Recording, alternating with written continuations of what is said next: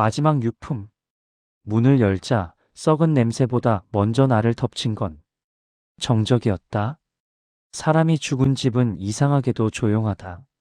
마치 공기조차 숨을 참고 있는 것처럼. 나는 유품 정리사다. 죽은 사람의 마지막 흔적을 정리하는 사람. 그날도 늘 하던 대로 들어갔다. 고독사 현장. 냉장고는 비어 있고 달력은 멈춰 있고 전화기는 한 번도 울리지 않은 채 방치되어 있었다. 그런데 책상 위에 작은 일기장이 하나 있었다. 나는 무심코 페이지를 넘겼다. 그리고 그 순간 등줄기가 얼어붙었다. 그건 살인 예고장이었다. 더 끔찍한 건 그 예고된 살인이 이미 시작되고 있었다는 사실이다. 내 이름은 한서진 35. 유품 정리 일을 시작한 지 7년째다. 처음 이 일을 선택했을 때 사람들은 다들 미쳤다고 했다. 죽은 사람의 방을 치우는 일이 뭐가 의미 있냐고. 하지만 나는 안다. 사람은 죽고 나서도 남는다. 그날 아침 나는 관할구청에서 의뢰를 받았다. 서울 변두리 오래된 다세대 주택. 거주자 장만수 67세 남성. 사망 원인 심장마비 추정. 발견 시점 사망 후 약 2주. 나는 마스크를 쓰고 장갑을 끼고 방역복을 정리한 뒤 집 앞에 섰다. 문은 이미 경찰이 봉인 테이프를 뜯어놓은 상태였다. 유품 정리 업체 맞으시죠? 관리인 아저씨가 계단 아래에서 나를 올려다보며 말했다. 예. 아저씨는 고개를 끄덕이며 중얼거렸다. 참 사람 인생이 뭐라고. 저 양반도 젊었을 때는 꽤 잘 나갔다는데. 잘 나갔다고요? 동네에서 유명했어요. 예전에 신문도 돌리고 라디오에 사연도 보내고 글 쓰는 사람 같았어요. 현관을 여는 순간 특유의 냄새가 훅 끼쳤다. 하지만 그보다 더 신경 쓰인 건 집안이 지나치게 정돈돼 있다는 점이었다. 고독사 현장치고는 너무 깔끔했다. 거실 벽에는 오래된 시계가 걸려 있었고 시계는 멈춰 있었다. 오전 2시 14분. 사망 시각일 가능성이 높았다. 그리고 거실 한쪽 작은 책상 위에 검은색 일기장이 놓여 있었다. 표지에는 단 하나의 글씨가 적혀 있었다. 마지막 기록. 첫 페이지는 평범했다. 오늘도 아무도 오지 않았다. 전화는 울리지 않는다. 나는 내가 사라져도 세상은 변하지 않는다는 걸 안다. 나는 익숙한 감정을 느꼈다. 고독사로 죽는 사람들의 글은 비슷했다. 외로움, 무력감, 후회. 하지만 두 번째 페이지에서 분위기가 달라졌다. 나는 내 죽음이 사고로 처리되길 원한다. 누군가 이 기록을 발견한다면 반드시 조합해 읽어야 한다. 조합? 나는 페이지를 넘겼다. 그 뒤로는 이상하게도 문장이 부자연스러웠다. 글이 마치 끊어져 있었다. 빨간, 우산, 동쪽, 열쇠, 오늘 밤. 단어 조각들이었다. 나는 불길한 예감을 느끼며 다음 페이지를 넘겼다. 하얀, 장갑, 지하, 문. 세 번째. 그리고 그 아래에 작은 글씨로 적혀 있었다. 너무 늦기 전에 막아라. 나는 그 자리에서 숨을 멈췄다. 이건 암호였다. 빨간 우산, 동쪽 열쇠, 오늘 밤. 하얀 장갑, 지하문 세 번째. 무슨 뜻이지? 나는 일기장 뒷부분을 확인했다. 그곳에는 날짜가 적혀 있었는데 더 이상했다. 사망 추정 시각은 2주 전인데 일기장의 날짜는 내일로 이어지고 있었다. 2월 18일, 내일은 첫 번째. 2월 19일, 두 번째. 2월 20일, 세 번째. 나는 소름이 끼쳤다. 죽은 사람이 미래를 기록하고 있었다. 그리고 마지막 페이지. 단어 5개가 또박또박 적혀 있었다. 너는 나를 정리할 것이다. 서진. 내 이름이었다. 손에서 일기장이 떨어질 뻔했다.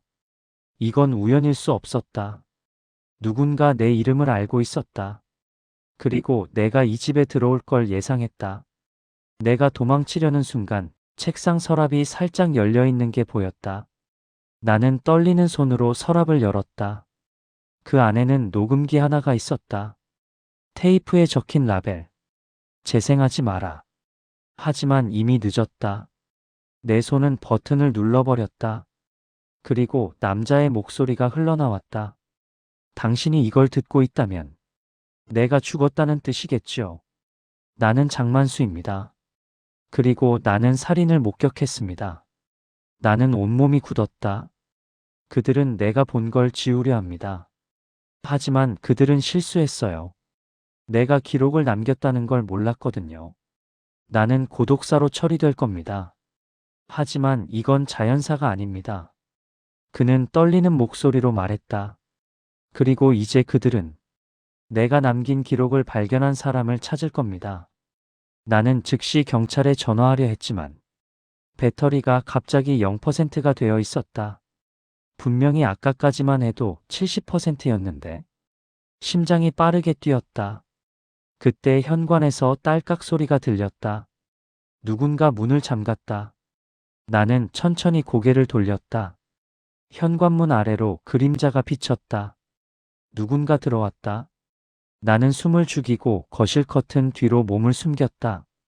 발소리가 천천히 집안을 훑었다. 마치 익숙한 사람처럼. 그리고 낮은 남자 목소리가 들렸다. 여기 있지? 나는 입을 틀어막았다. 그는 서랍을 뒤지고 일기장이 있던 자리를 확인했다. 일기장 가져갔네. 그 순간 나는 확신했다. 이 사람은 장만수를 죽인 사람이다. 그는 집안을 천천히 돌며 중얼거렸다. 서진. 내 이름을 알고 있었다. 나는 공포로 머리가 새하얘졌다. 그런데 그때 그 남자의 발소리가 멈췄다. 냄새가 나. 그는 커튼을 향해 걸어왔다. 나는 그 순간 본능적으로 창문을 열고 뛰어내렸다. 2층이었다. 발목이 찢어지는 고통이 왔지만 나는 그대로 달렸다. 뒤에서 문이 열리는 소리와 함께 남자의 욕설이 들렸다. 미친. 나는 골목을 빠져나와 편의점 앞에서 겨우 사람들 틈으로 숨었다. 그리고 그제야 휴대폰이 다시 켜졌다. 배터리는 68%. 나는 경찰에 신고했다. 저 살인 예고장이 있어요. 고독사 현장에서 발견했어요. 누군가가 저를 쫓고 있어요. 경찰서로 이동한 뒤 나는 담당 형사에게 일기장을 보여줬다. 형사, 박도연은 처음엔 믿지 않았다. 하지만 일기장의 마지막 페이지를 본 순간 그의 얼굴이 굳었다. 당신 이름이 왜 여기에 있죠? 우리는 단어들을 날짜별로 정리했다.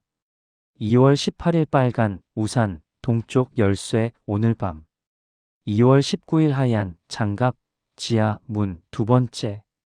2월 20일 검은 코트, 계단, 끝, 세 번째. 형사가 중얼거렸다. 이거 살인 장소 지시문 같은데요. 나는 말했다. 그럼 첫 번째는 오늘 밤이에요. 박도연은 즉시 관할 사건 기록을 확인했다. 그리고 그 순간 그의 표정이 창백해졌다. 오늘 밤 동쪽에서 빨간 우산. 무슨 뜻이죠? 형사는 컴퓨터 화면을 내게 돌려줬다. 실종 신고 접수. 여성 1명. 마지막 목격 장소 동부역 앞. 특이사항 빨간 우산을 들고 있었다. 나는 숨이 턱 막혔다. 장만수는 죽기 전에 이미 첫 번째 피해자를 알고 있었다. 그리고 그걸 기록으로 남겼다. 그렇다면 두 번째, 세 번째도 실제로 벌어질 사건이다. 형사는 즉시 동부역으로 출동했다. 우리는 CCTV를 돌려봤다. 그리고 화면 속에서 빨간 우산을 든 여성이 보였다. 그때 검은 모자를 쓴 남자가 다가왔다. 여성은 고개를 끄덕이고 따라갔다. 그 남자의 얼굴은 흐릿했지만 그가 손에 쥔 것이 보였다. 하얀 장갑. 두 번째 예고의 단어였다. 경찰은 여성을 찾기 위해 즉시 추적에 들어갔다.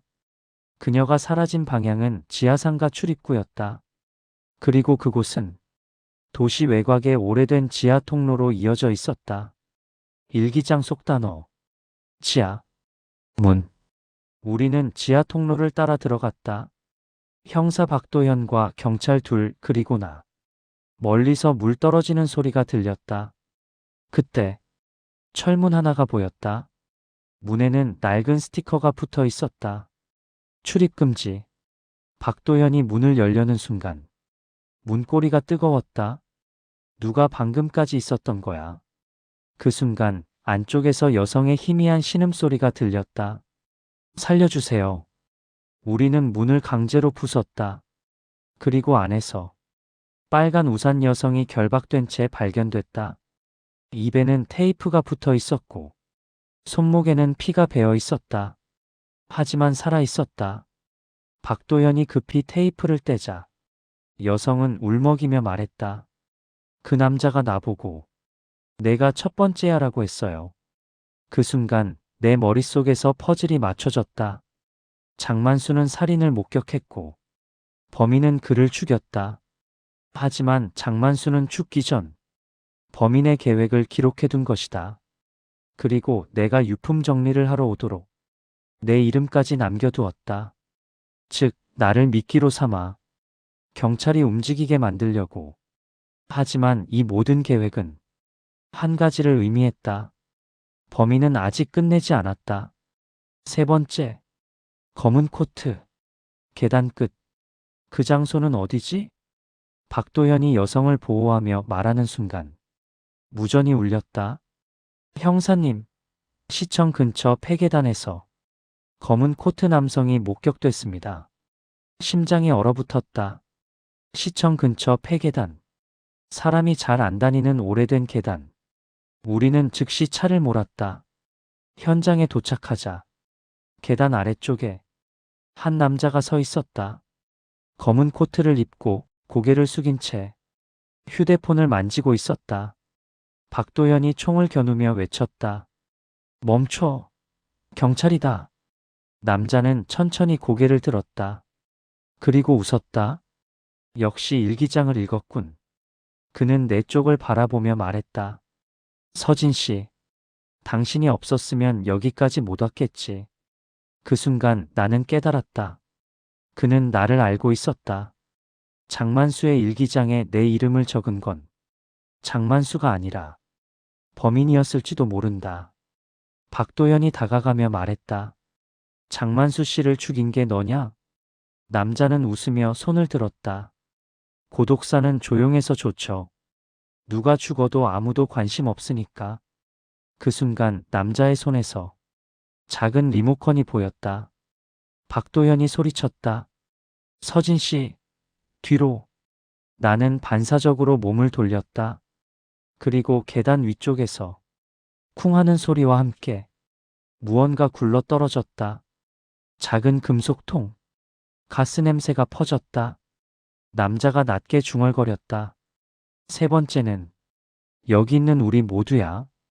박도현이 총을 쏘려는 순간 남자는 계단 난간을 넘어 뛰어내렸다. 그리고 아래쪽 어둠 속으로 사라졌다. 우리는 여성과 함께 가까스로 빠져나왔다. 그날 밤 뉴스에는 이렇게 나왔다. 지하통로 감금 사건 피해자 구조. 용의자 도주. 사람들은 또 한 번 스쳐 지나갈 이야기로 소비했다. 하지만 나는 안다. 그 일기장은 끝이 아니었다. 며칠 뒤 내 사무실 문 앞에 또 하나의 택배가 놓여 있었다. 이번엔 하얀 봉투.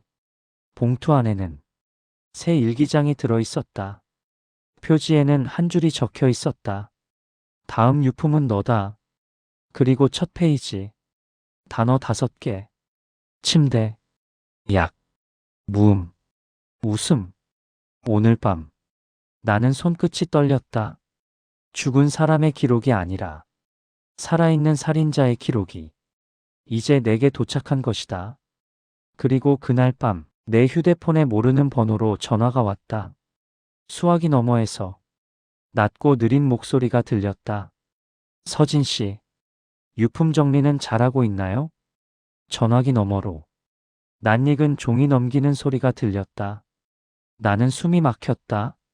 그는 지금 내 이야기를 쓰고 있었다.